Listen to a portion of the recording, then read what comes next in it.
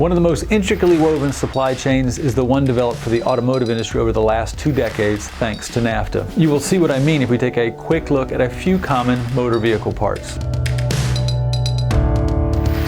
First, keep in mind that Canada and Mexico are responsible for more than 40% of all motor vehicles into the United States, but none of them are Canadian or Mexican cars. It's US cars, it's German cars, South Korean cars, Japanese cars, you get the idea. That requires a lot of parts, more than 120 billion in just the major category last year. Most of those parts move between Detroit and Windsor, Canada, largely across the Ambassador Bridge, and between Laredo and Nuevo Laredo, largely relying on the World Trade Bridge. Some also come from China and enter at the Port of Los Angeles. Let me use some examples from Laredo, which led the nation in exports and imports in the major parts category in 2018.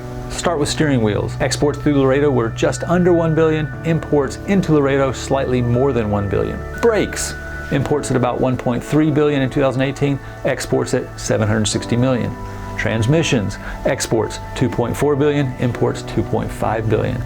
Body parts, exports 2.2 billion, imports 3.2 billion. See how interconnected the automotive industry is? That's why even the US automobile manufacturers oppose tariffs. Like our clothing, our motor vehicles are inherently multinational in nature. Axles, 1.3 billion on the export side, 1.5 billion on the import side.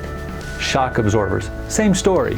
590 million in exports, 1 billion in imports. Bumpers, airbags, mufflers, audio systems, wiring, cabling, engines and engine parts, they all cross borders, either the US border with Canada or the US border with Mexico. This has been another episode of Trade Matters.